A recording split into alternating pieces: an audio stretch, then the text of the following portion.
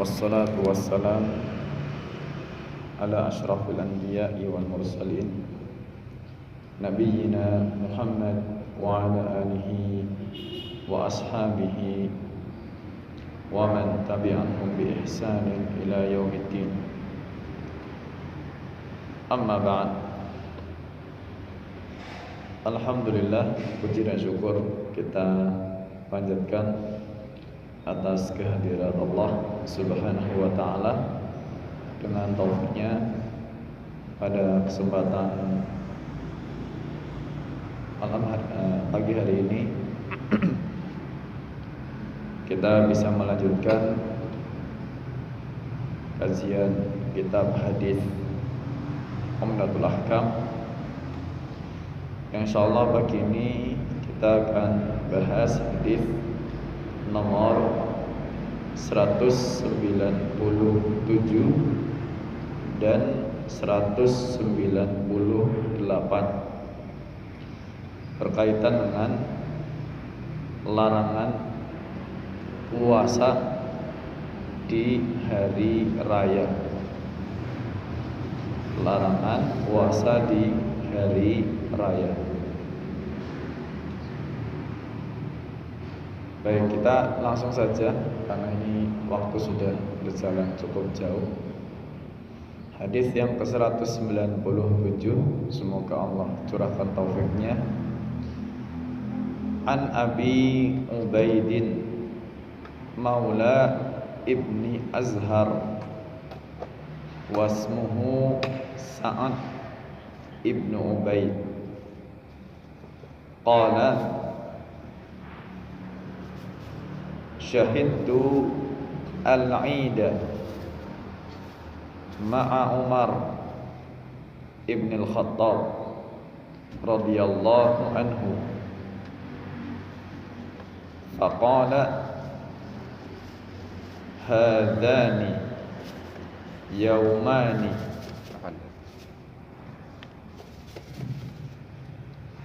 naha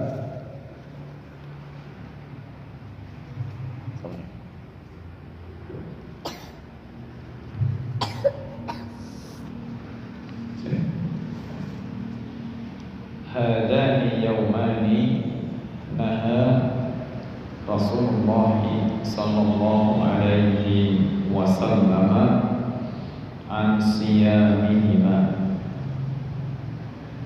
yawmu fitrikum min siyamikum wal yawmul akhar ta'kuluna fihi min nusukikum.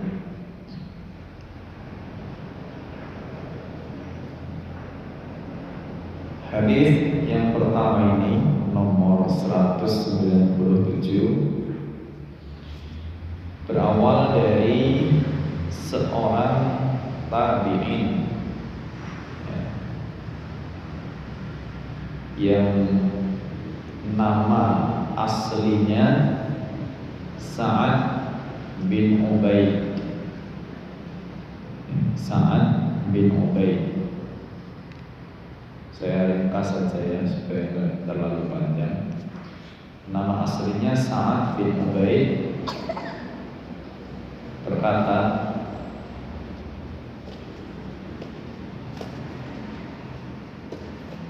aku menghadiri sholat Id bersama Umar ibn al-Khattab. Umar bin Khattab radhiyallahu anhu. Aku menghadiri salat Id bersama Umar bin Khattab radhiyallahu anhu. Lalu ia berkata, hadani yauman, dua hari raya ini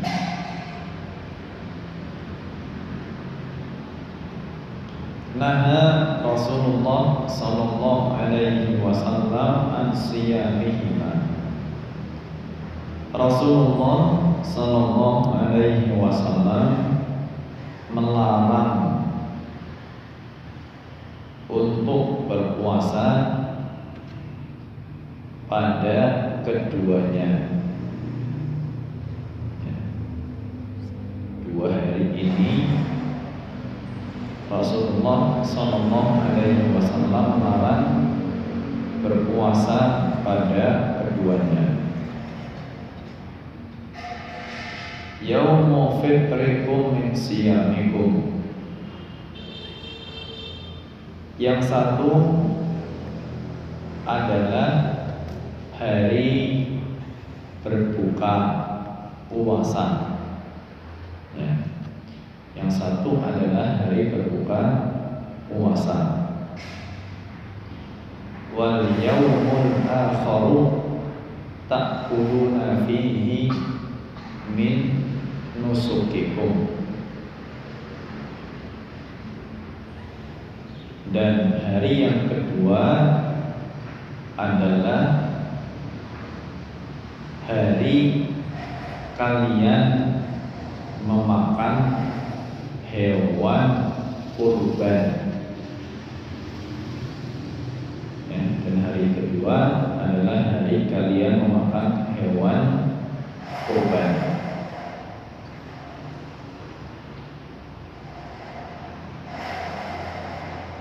Jadi insyaallah jelas di sini ada seorang tabi'in yang namanya Sa'ad bin Ubaid mengatakan bahwa beliau pernah berhari raya bersama dengan Umar bin Khattab.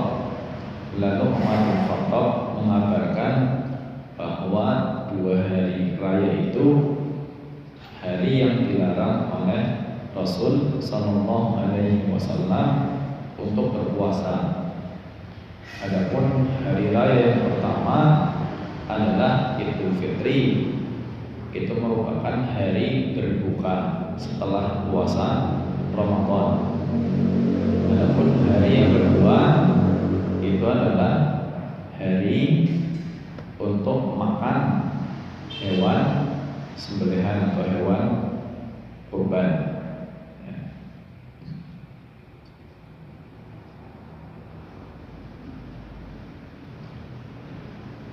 Dan di situ diriwayatkan oleh Imam Bukhari dan Muslim. Baik, kemudian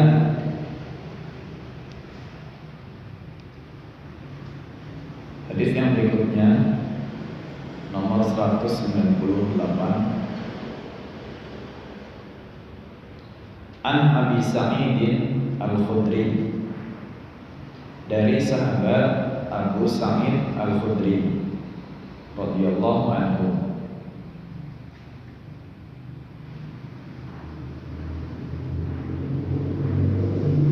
Qala, berkata, naha Rasulullah sallallahu alaihi wasallam an shaumi yaumain al-fitri wan nahri.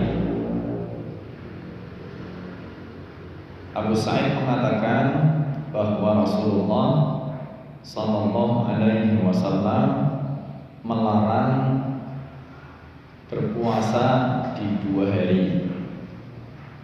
Melarang berpuasa di dua hari. Al-Fitri wan Nahri, yaitu hari Idul Fitri dan hari kurban, hari raya kurban. Hari raya Idul Fitri dan hari raya kurban.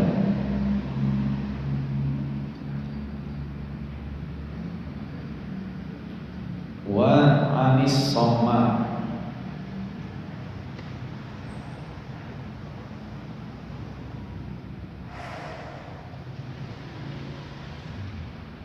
dan beliau juga melarang dari soma.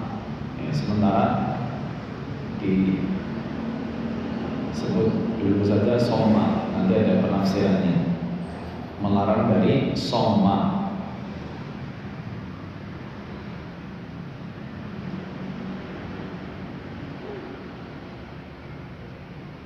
Wa an yahtabiyar rajulu fi thawbin wahidin, Dan beliau melarang seseorang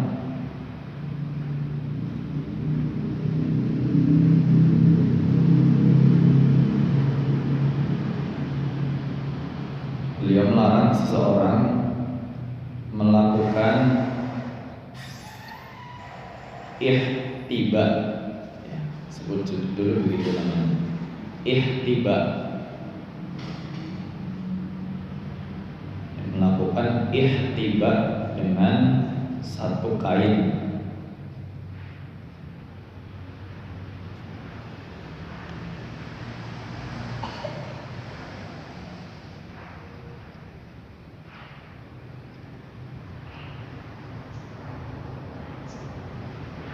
Wa anis salati ba'da subhi wal asri, dan Nabi melarang dari sholat ya, melarang sholat ya, setelah subuh,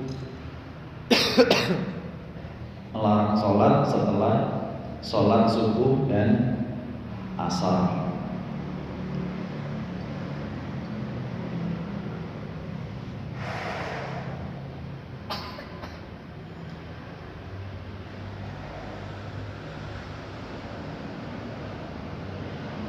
Jadi di sini dalam hadis yang nomor 198 ini ada memang beberapa larangan yang disebutkan oleh Nabi Sallallahu Alaihi Wasallam.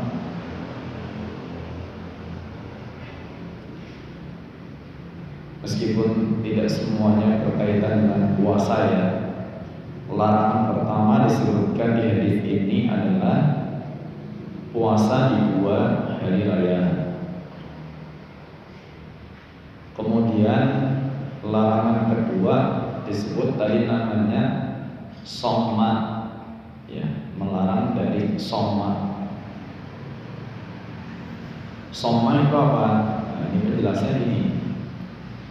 Soma itu adalah menyelimutkan kain, ya, menyelimutkan sebuah kain ke seluruh tubuh sehingga tangan sulit untuk keluar atau bergerak.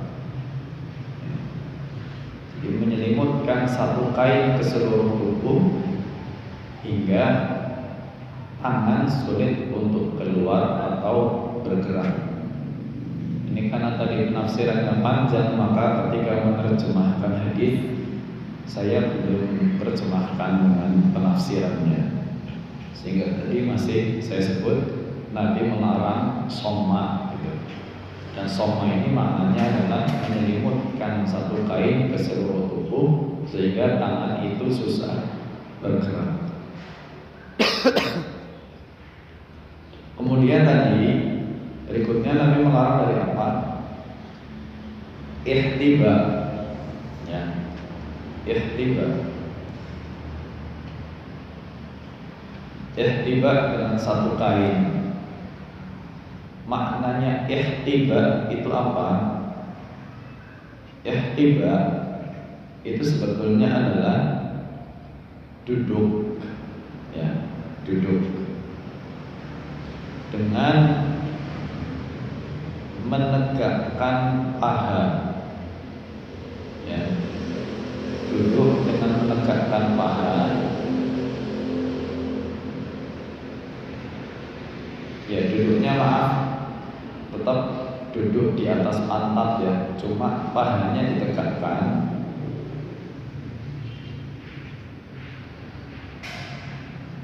Diberdirikan, lalu antara kaki dengan badan itu diikat dengan satu kain,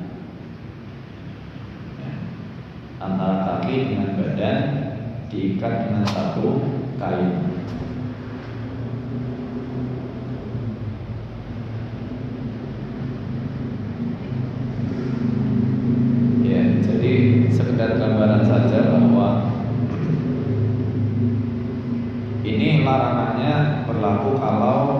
zaman dulu seseorang itu dalam berpakaian hanya punya satu kain untuk menutup tubuhnya. Ya. Jadi kalau pakaian yang dia kenakan cuma satu kain lebar atau panjang, terus dipakai untuk duduk dengan posisi seperti itu, maka jelas itu sangat berpotensi untuk terbukanya aurat. Baik. Terus larangan yang berikutnya lagi disebutkan tadi adalah sholat setelah sholat subuh dan asar. Nah, karena pembahasan kita kaitan dengan puasa, maka di sini untuk larangan-larangan yang disebutkan di hadis yang kedua tentu tidak akan kita bahas. Yang akan kita bahas hanya terkait larangan puasa di 2 hari raya, ya, yaitu Idul Fitri dan Idul Adha.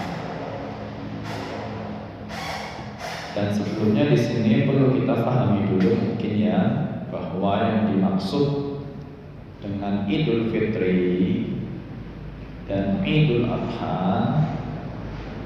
adalah tanggal 1 Syawal dan tanggal 10 Dzulhijjah. Ya. Sekali lagi, Idul Fitri itu tanggal 1 Syawal dan Idul Adha adalah tanggal 1 Dzulhijjah. 10 Dzulhijjah. Tanggal 10 Dzulhijjah. Sehingga kita tidak salah memahami. Kenapa? Karena kita kalau Idul Fitri itu kalendernya yang bercatak merah itu 2 hari, tanggal 1 dan 2 Syawal. Itu biasanya tanggal merah untuk menandakan libur. Tapi yang dihukumi sebagai hari raya itu hanya yang tanggal 1. Adapun yang tanggal 2 itu sudah bukan hari raya Idul Fitri. Ya. Jadi larangan ini hanya berlaku di tanggal 1 Syawal dan 10 Dzulhijjah. Dan nanti akan ada mungkin pembahasan tentang hari tasyrik tanggal 11, 12 dan 13 Dzulhijjah. Baik, pertama dari pembahasan hadis ini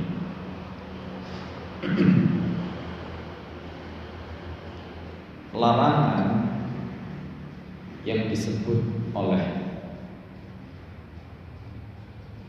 Nabi Sallallahu Alaihi Wasallam, atau larangan yang disebutkan dalam hadis Nabi Sallallahu Alaihi Wasallam oleh para ulama ini disimpulkan menunjukkan kepada hukum haram. Ya.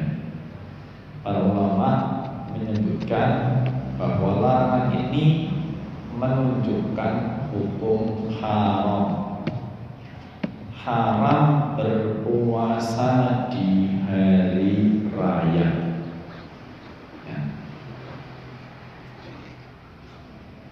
Jadi justru haram berpuasa di tanggal 1 Syawal dan tanggal 10 Dzulhijjah.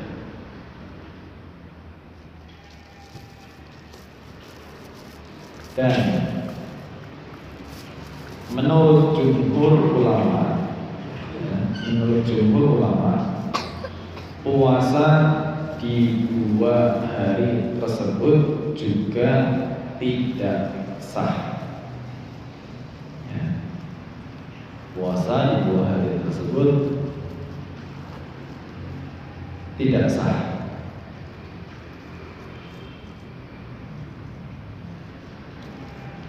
Ini berbeda ya dengan pembahasan sebelumnya tentang larangan puasa di hari Jumat. Kalau larangan puasa di hari Jumat itu hanya makruh, dan kalaulah di hari Jumat itu berpuasa, maka ya tetap diharapkan ada pahalanya. Tapi kalau ini tidak, ini haram. Haram itu berarti kalau puasa malah dosa.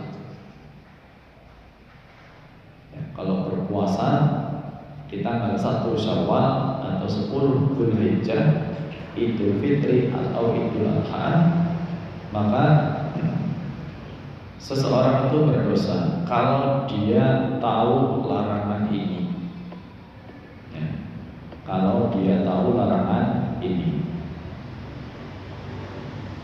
maka tadi ya hukumnya haram, dan haram ini berdasarkan kesepakatan ulama. Sebagian mengatakan ini kesepakatan ulama, hukumnya haram, dan menurut jumhur tidak sah, hukumnya juga tidak sah.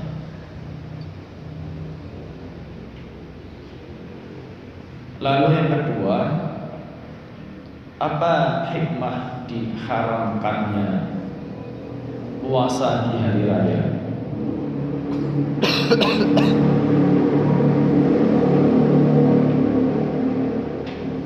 Apa hikmah diharamkannya puasa di hari raya? Hikmah ini disebutkan di hadis yang pertama tadi, hadis nomor 197. Untuk larangan puasa di hari raya Idul Fitri, larangan puasa di hari raya Idul Fitri ini adalah hikmahnya untuk menjadi penjelas. Penjelas apa? Penjelas berakhirnya bulan Ramadan. Penjelas berakhirnya bulan Ramadan, sehingga ibadah itu diawali dengan sebuah keyakinan dan diakhiri juga dengan sebuah keyakinan bahwa momennya memang sudah habis. Sehingga di hari Idul Fitri kita sudah tidak boleh puasa supaya tidak muncul kerancuan, tidak muncul kerancuan. Khawatir ada orang yang mengira bahwa hari itu masih bulan Ramadan. Maka untuk diperjelas, maka di tanggal 1 Syawal diharamkan puasa. Adapun untuk larangan puasa di hari Idul Adha, maka juga tadi disebutkan dalam hadis yang pertama, hadis nomor 197, itu karena hari Idul Adha adalah hari kurban, hari penyembelihan hewan kurban.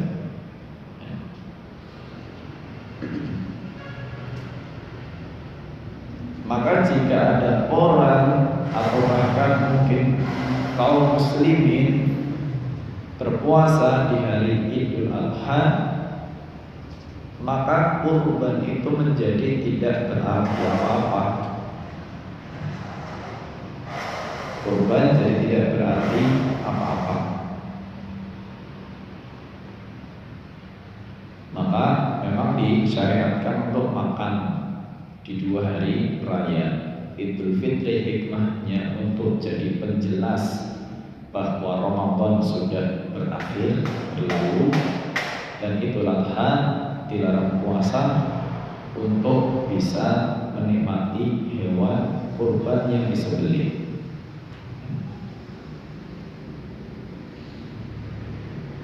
Lalu yang ketiga dari pembahasan hadis ini, bagaimana tentang puasa di hari tasyrik.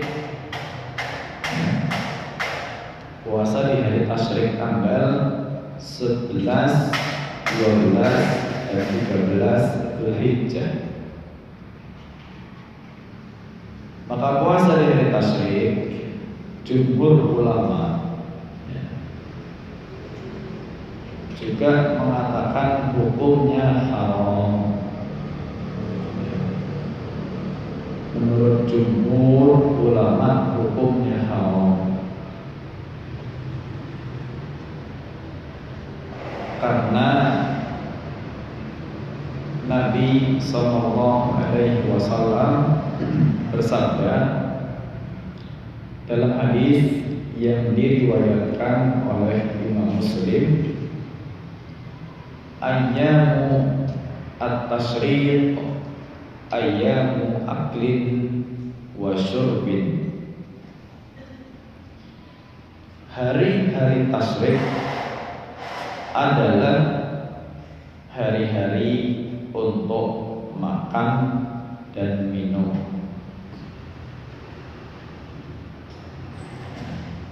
Hari-hari tasyrik adalah hari-hari untuk makan dan minum.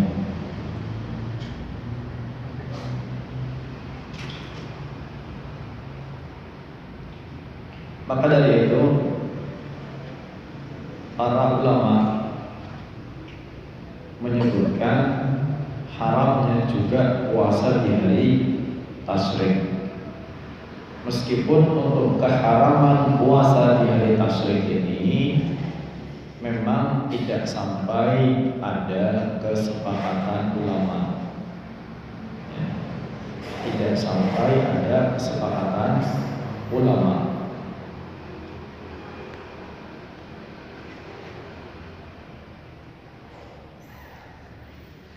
Ada perbedaan pendapat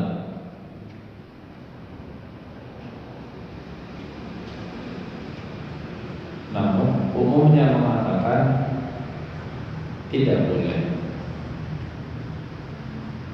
kecuali siapa? Kecuali orang yang berhaji, ya, dengan haji tamattu, ya. Orang yang berhaji dengan haji tamattu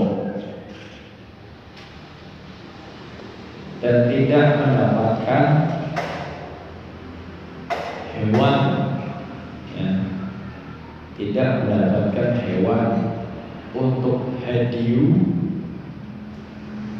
ya, untuk hadiyu, untuk dendanya, karena haji tamattu itu kan harus disembelih.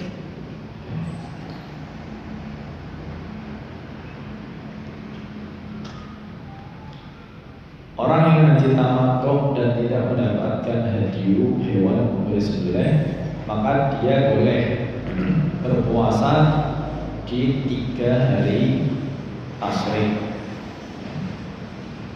Dia boleh puasa di 3 hari tasyrik.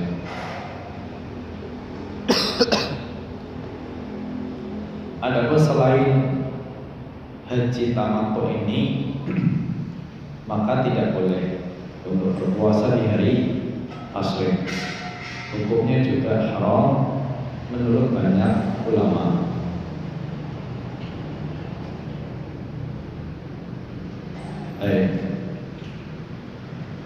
Jadi tadi kita sudah bahas satu, hukum puasa di 2 hari raya haram, ya.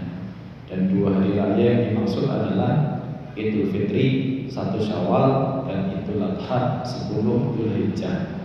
Hari raya dalam Islam hanya 2 itu saja. tidak ada hari raya yang lain.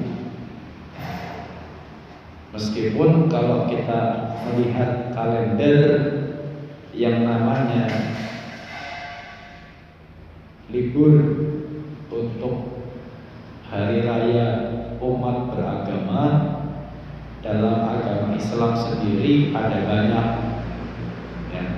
Selain libur untuk Idul Fitri dan Idul Adha, ada juga libur untuk Maulid Nabi, ada libur untuk Isra Mi'raj, ada libur untuk 1 Muharram alias tahun baru Hijriah ya.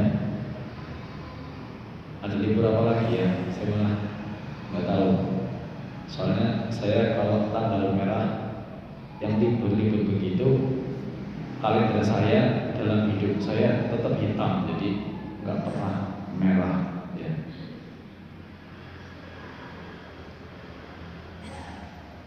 Meskipun Maulid Nabi di kalender saya merah, tapi hari saya hitam.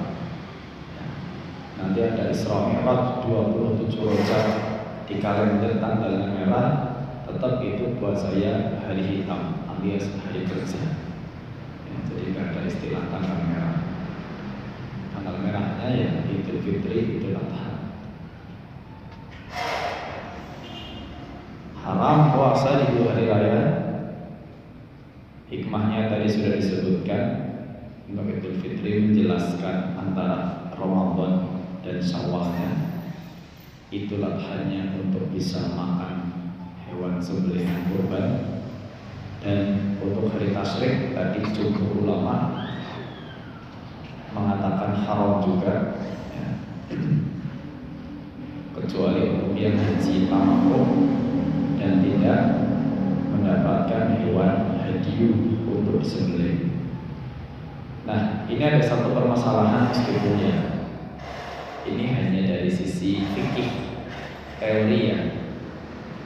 Mungkin saya sampaikan aja sebagai bentuk tafakuh ya, sebagai bentuk tafakuh dalam beragama. Disebutkan sebagai ulama sebuah permasalahan begini: bagaimana seandainya ada orang yang terlanjur bernazar ya, bernazar untuk puasa. Qadarullah, hari yang dinazarkan bertepatan dengan hari yang diharamkan. Hari yang dinazarkan kok bertepatan dengan hari yang diharamkan. Apa yang harus dilakukan? Saya ambil contoh gini, misalnya ada seorang laki-laki, misalnya istrinya hamil, ya, istrinya hamil.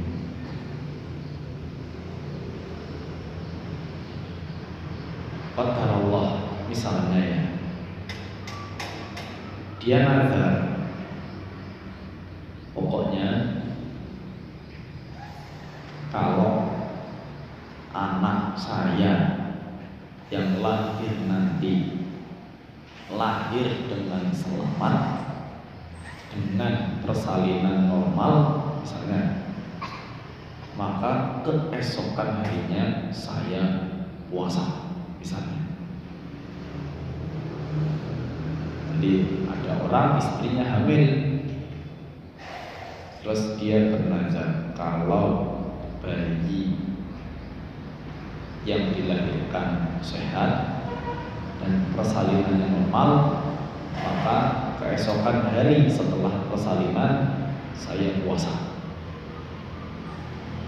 Nah, hari persalinan kan nggak bisa diprediksi, maksudnya nggak bisa ditentukan ya. Diprediksi bisa, cuma nggak bisa ditentukan, cuma sekedar prediksi aja. Qadarullah, istrinya melahirkan tanggal 9 Dzulhijjah. tanggal 9 Dzulhijjah. Kalau sesuai dengan nadarnya tadi, dia harusnya puasa tanggal 10 pas Idul Adha. Dan itu nggak boleh. Wah, gimana ini? Sudah terlanjur nadar janji sama Allah, mengikat perjanjian untuk puasa 1 hari pasca persalinan. Kalau persalinannya normal dan bayinya sehat, dan walhamdulillah kelahiran normal, bayi sehat, cuma masalahnya lahir tanggal 9 Dzulhijjah. Kan dia nggak bisa geser-geser request sama Allah, ya Allah harusnya lahirnya tanggal 9 Dzulhijjah. Dia nggak iso, emang udah takdirnya lahir tanggal segitu ya. Terus saya harus gimana? Maka puasa nadarnya ditunaikan di hari yang lain. Silahkan ditunda ya. Jangan tanggal 10-nya, jangan tanggal 11-nya, jangan tanggal 12, dan jangan tanggal 13 Dzulhijjah. Silahkan ditunaikan tanggal 14 Dzulhijjah. Ya, jadi melanggar nadar, ya enggak, karena memang itu hari yang diharamkan dan itu di luar kuasa manusia. Ya, di luar kuasa manusia. Meskipun bernadar seperti itu tidak direkomendasi, ya, tidak direkomendasi, karena banyak orang salah paham. Dia kira kalau bernadar seperti itu seolah-olah Allah nanti mengabulkan keinginannya untuk kelahiran normal dan bayinya sehat. Enggak. Ya. Kata Nabi Sallallahu Alaihi Wasallam, nadar itu tidak merubah takdir. Ya. Nadar itu tidak merubah takdir. Jadi nggak usah nadar-nadar yang modelnya seperti itu. Ya. Nggak usah ibu-ibu nadar, kalau anak saya lulus sekolah saya puasa, kalau anak saya begini, kalau begitu saya puasa. Hindari nadar-nadar yang seperti itu. Nah, ini sekedar fikih saja, ya. Ya, semoga jadi sebuah maklumat yang bermanfaat, karena kita juga belajar agama ini dalam rangka untuk tafakuh, ya, untuk memahami agama, bukan sekedar untuk diri kita sendiri, tapi juga harapannya bermanfaat untuk orang lain. Baik, ini mungkin yang bisa saya sampaikan di kesempatan siang hari ini. Dan untuk hari ini mungkin saya langsung tutup saja, ya. Kalau ada pertanyaan yang mungkin bisa ditunda. Ini pertama karena Allah, sebetulnya suara saya belum begitu pulih 100%. Ini masih agak berat dan serak, ya. Jadi mungkin saya cukupkan. Jika ada hajat yang lain untuk segera saya tunaikan sekarang. Semoga yang kita dapatkan di kesempatan siang ini diberkahi oleh Allah Subhanahu wa taala. Kurang lebihnya mohon maaf, dan terima kasih jazakumullahu khairan atas kesabaran dan perhatian. Wassallallahu ala nabiyina Muhammad wa ala alihi wa sahbihi wa baraka wa sallam. Wa akhiru da'wana alhamdulillahi rabbil alamin. Subhanallahumma wa bihamdika asyhadu an la ilaha illa anta astaghfiruka wa atubu ilaik. Assalamualaikum warahmatullahi wabarakatuh.